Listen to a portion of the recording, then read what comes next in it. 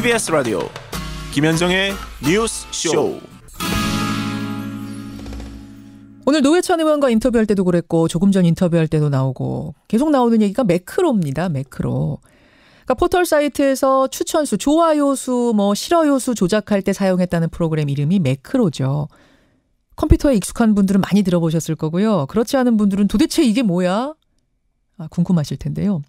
저희가 지난해 그 가수들 콘서트 티켓이 어떻게 수만 장이 몇 분 만에 매진되냐 이것 가지고 인터뷰했던 거 여러분 기억하세요?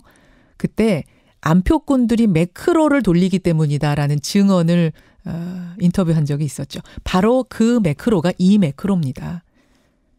도대체 매크로가 뭐길래 티켓도 대신 끊어주고 인터넷 댓글 추천수도 대신 눌러주고 뭔가 어디까지 일을 할 수 있는 건가? 그리고 어디까지가 합법이고 어디서부터가 불법인가?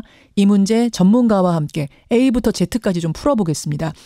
이 매크로 프로그램을 사용해서 마케팅을 하는 업체도 굉장히 많다 그래요. 이 업계 사정을 잘 아는 분, 오종현 대표 연결을 해보죠. 오 대표님 안녕하세요. 네, 안녕하세요. 일단 매크로가 뭔지 원리부터 좀 알아야 될 텐데 매크로 쉽게 설명해서 뭡니까? 네, 매크로는 보통 마우스의 움직임이나 혹은 클릭 등을 기억을 해서 빠르게 반복하는 작업인데요. 예. 이런 프로그램은 매크로 프로그램이라고 검색하면 굉장히 쉽게 구할 수가 있습니다. 그러니까 사람이 해야 되는 클릭 작업, 이런 작업을 사람과 비교도 안 되게 빠른 속도로 컴퓨터가 대신해 주는 거예요. 네네. 그래서 말씀하셨듯이 수강 신청이라던가 명절 기차표 예매, 콘서트 예매 등에도 사용하기도 하고요.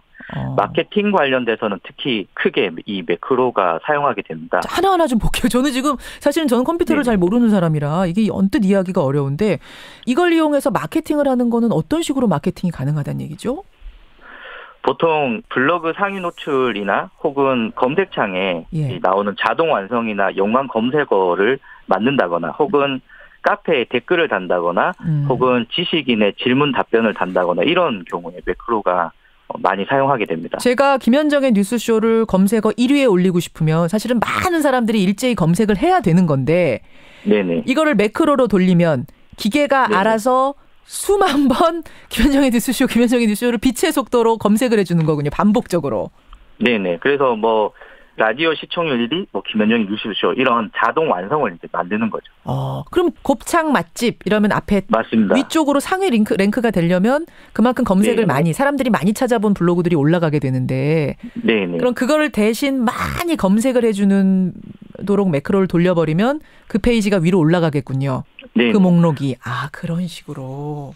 네네. 그런 식으로 마케팅을 해주는 업체들이 있다. 지금 듣다 보니까 진짜 이 매크로로 할 수 있는 게 굉장히 많은데 무슨 일까지 할 수 있는 거예요, 그럼? 물론 그 업종마다 좀 다를 수는 있지만 이 댓글 작업들 어떤 프로그램을 통해서 문장들을 만드는 과정들을 이제 하게 됩니다. 그래서 단어들을 수십 개나 수백 개를 맞춰놓고 이것을 이제 조합을 해서 또 문구를 만들어서 뜻은 비슷하지만 표현을 다르게 하는 문장들을 통해서 이제 댓글들을 많이 달게 되는 거죠. 그러니까 비추천만 하는, 좋아요, 싫어요만 하는 게 아니라 네네. 댓글도 그 조합에 의해서 그것도 심지어 조금씩 다르게 다 달 수가 있어요? 네네. 그래서 앞에는 20대라고 해놓고 뒤에는 뭘 구매를 했다고 해놓고 또 뒤에는 또 다른 단어를 해서 이 문장들을 수백 개의 단어들을 조합을 하게 되면은 이게 새로운 문장들이 나타나거든요. 그것도 자동으로 반복적으로 막 달 수가 있다? 네네네, 그렇습니다.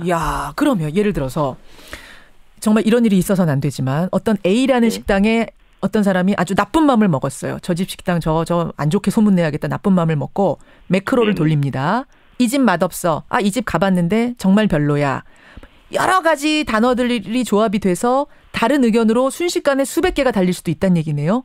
근데 이런 일이 가상이 아니고 실제로 많이 있고요. 한 1, 2년 전만 해도 네이버 지도 영역에 이 댓글에 음식점 평가하는 점에 이제 소속 경쟁 업체들이 이 업체 맛이 없다, 이 업체 이상하다 이렇게 댓글을 그 평점을 주는 게 굉장히 이렇게 많았습니다. 그리고 그런 마케팅 활동도 있었는데 그래서 네이버에서는 이거를 인지를 하고 얼마 전부터는 이제 아예 평점을 못 달게도 이렇게 옵션으로 할 수 있게끔 이런 기능도 만들었었거든요. 그렇군요. 그러니까 네네. 평점 눌러가지고 하는 거야. 그래 매크로 작업 돌려서 할 수 있을 거라고 생각하지만 그 밑에 의견 다는 건 의견이 다 다른데 그거를 매크로 돌려서 할 수 있을 거라고 상상도 못했거든요.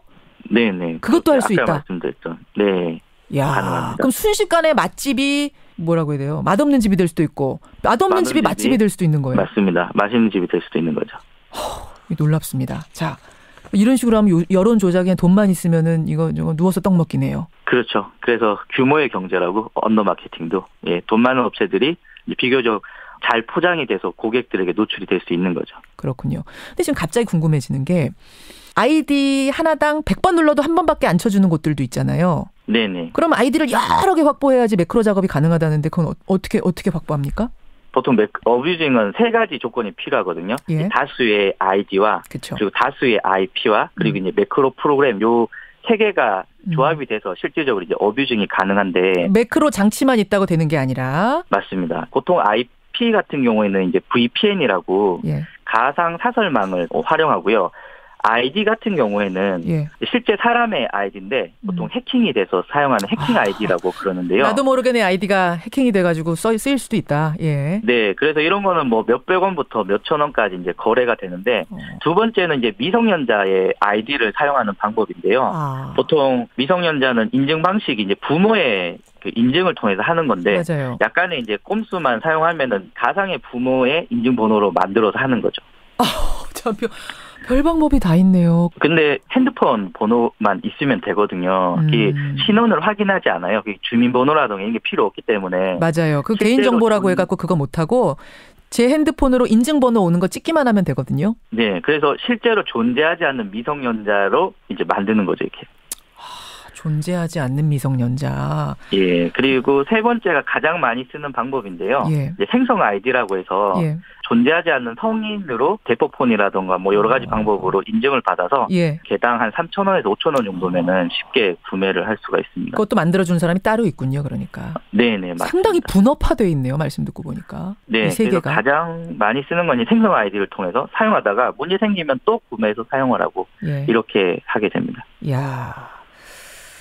좀 놀랍습니다. 그러니까 뭐 수강 신청을 매크로 장치 이용해서 나 빨리 성공했어.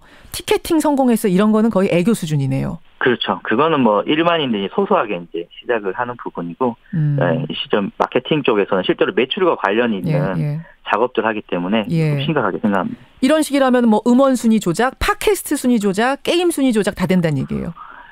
이런 원리라면은 뭐 불가능한 게 거의 없다고 볼 수 있습니다. 업계에서는 그런 일이 벌어지고 있다고 말합니까? 암묵적인 거죠. 다 알고 있는데 원래 고속도로에서 과속 카메라가 없을 때 이제 속도를 넘겨서 가는 경우가 많잖아요. 그러다가 카메라가 있으면 다시 속도를 맞추고 이것도 어뷰징도 마찬가지라고 합니다.